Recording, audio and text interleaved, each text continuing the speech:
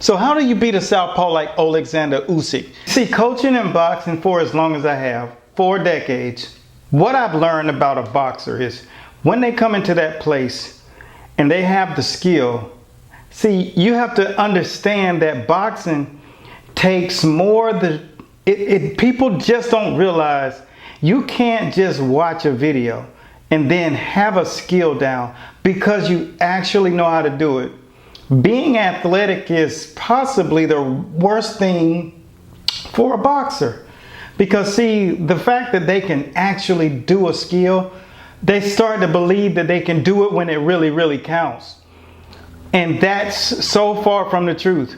That's why you see some of your favorite fighters, they get into the ring and they lay an egg. Because there are actually 3 levels that you have to hardwire this into your body. So when you look at someone like Usyk, first, you have the physical. And let me break the physical down. The physical is something that you get used to doing every single day with that skill set. So when you see Usyk and he postures up and he brings those hands up and you never see him miss a beat. When he throws his punch, pop, pop, he turns that corner. He's out. He opens that side door and he escapes. Boom, boom, combination out the side door. That's so repetitious. It's so second nature to him. And why does he have this down? Because he's gotten level 1 down. That is skill set and the muscle memory to deliver it. And you go up in there against someone like Tyson Fury, someone that's big like AJ with power who just knocked out Ngannou. What gives you the confidence to fight someone that's naturally 45 pounds bigger than you?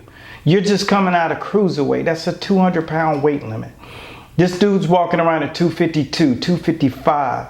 So what gives you that second gear, which is psyche, that mind psych, that thing that makes you believe something that no one else should believe in you, because it's almost like David and Goliath in the Bible.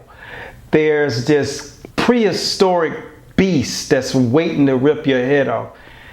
And you address it as if it's the milkman knocking on your door to deliver an Amazon package. That is something you can't teach. And most people need someone to actually inspire that feeling.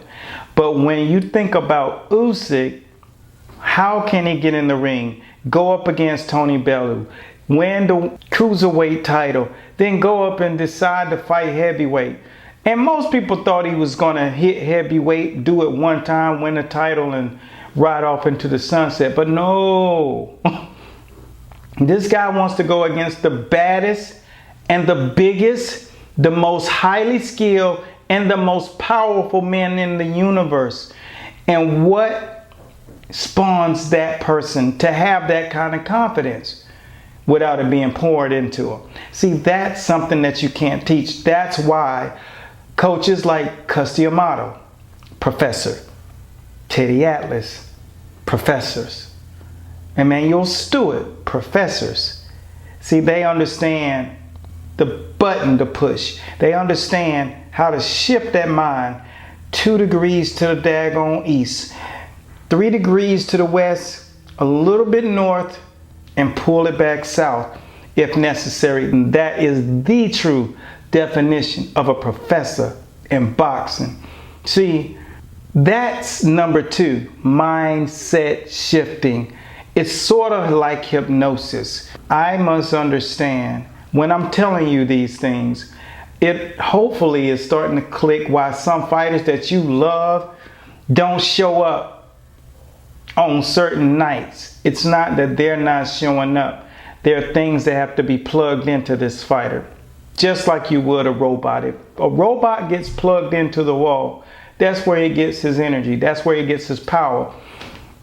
Human beings need power surges. And if they get those, then they can perform like you thought they could, like Mike Tyson. When 𝗪𝗪𝗪𝗪𝗪 leaves, it's a very tough mountain to climb to get back to that level. So now you know the second component, but the third component is tricky because most people think I got this skill set and I'm a beast inside. But there's this third component. Hopefully right now you got your notepad taken, because this third component is invisible to the naked eye, because most people think wherever the mind goes, the body follows. But there's this little hiccup in the middle between the brain and the body called the nervous system. And the nervous system is what wakes you up at 3 a.m. at night. It what keeps you from going to bed at night. It's what's being triggered every time you pick up your phone and start scrolling. You see, your nervous system is in control over the entire functionality of the network outside of the digestion. The digestive system comes first.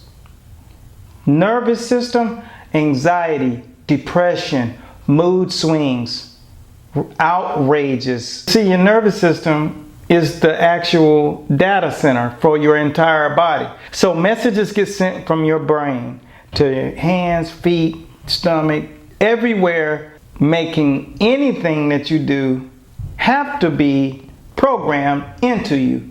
And if you're not programmed properly, we call this phrase hardwired into you. Then no matter what happens, whenever you call for this thing, it's not going to show up. Your favorite fighter is not laying an egg. Their nervous system is fried. And this, my friend, is called neuroplasticity. And that's where the brain typically can catch on to things that's familiar and hardwire itself to it, connecting all of the different passages in your neurological system to the functionality that it has to connect. So if you need the legs to move faster, then boom, guess what?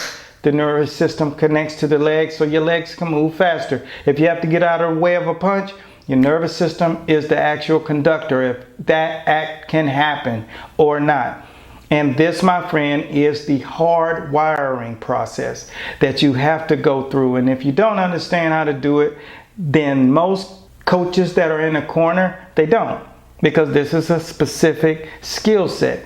Just like the referee has a skill set, the judges have a skill set. The person that's in that ring fighting has a skill set. The person that shuttled the bus over there has a skill set. The guy who works the cut, that man has a skill set. Whenever your power blows out during a storm, there's a group of men that come over called electricians. They climb up on a pole and they have a skill set. That, my friend, is exactly the third component. Hardwiring the nervous system takes a skilled individual. So sometimes you see your fighter lay an egg, and it's no one's fault. You just have to understand you need those three components: the skills, the mindset coach, the person who can actually whisper the right instructions to that person in the right manner, the whisperer.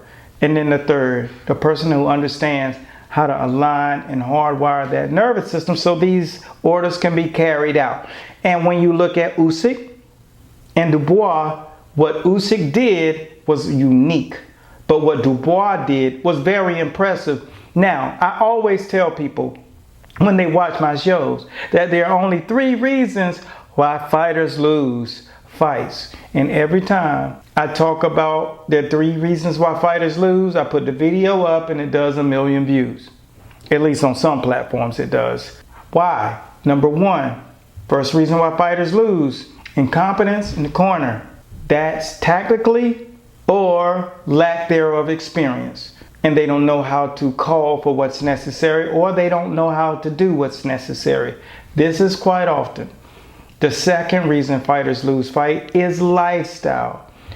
Going into a weight class that they're not prepared for, or trying to go down too far.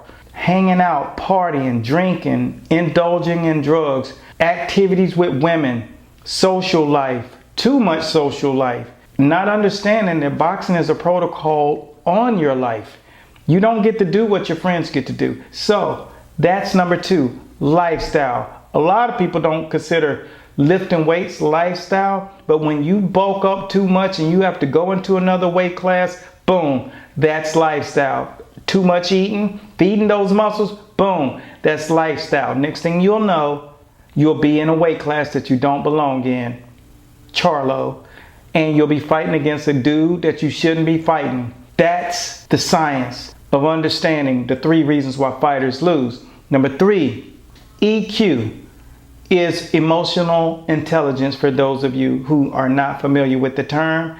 And that is slipping on a banana peel, meaning throwing a punch you shouldn't have thrown, overreacting off of impulse. Slipping on a banana peel is a term that I use because that's what happens when your EQ is high and that drops your IQ low. And you start doing things that are literally stupid. Victor Ortiz, Floyd Mayweather. Headbutt to the mouth, stupid. Drop your hands down, stupid. These are things that we can't allow stupid to take over brain. We call that stupid brain. So these are the 3 reasons why fighters lose. And every time someone loses, it's one of those 3 reasons. Incompetence, lifestyle, EQ. That was not present tonight. The skill that's required to beat a southpaw is understanding how to throw punches in bunches in short, tight packages. That's the only thing that I saw Dubois not do. And he was throwing the lead right hand, pretty effective. But you have to understand what goes where. And when you don't understand where it goes, that, my friend, is what we call, you're just fighting off of impulse. Putting them together in bunches, pop, and understanding why guys shadow box like this, short, tight, compact, 4-inch radius, is because that's how you have to fight a southpaw. The other punch that you have to throw other than a lead right hand is a short right hook. You throw that to a southpaw, it doesn't matter. It lands 100% of the time. Chest, belly, hook to the face, earlobe, jaw, point of chin, it will never miss. Are you throwing it? These are the things that tactically you must know about fighting at the elite level. And if you're not doing that, then see, it's time for you to start. And so this is one of the things that it's hard for me to blame Dubois, because he did overcome the mental part, the emotional thing. He overcame that by fighting multiple guys in between one fight to the other with this guy. And he's a beast. And so with that being said, that is what you do against southpaw.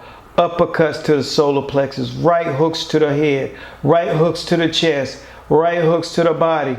Always remember, you gotta have the straight right hand, but you have to put those punches together in bunches. If you do that, you'll beat any southpaw. If you're elite, if you have all 3 components that it requires you to have to fight at the elite level of boxing, which I named, then you will be on your way to not only a championship, but, my friend, the damn Hall of Fame. That's all I got, man. Hopefully this was something that enlightened you and you took something from the channel enough that you will say, I need more of that. And if you want more, go right down to our links below. If you want to learn how to fight against a southpaw, and if you're a southpaw and you want to master your defensive prowess, your footwork, and all of those other skills, there's several links down below that will lead you directly to our boxing superstore, where the University of Education, the School of Boxing, resides. You can find anything that you need if you're in the sport of boxing.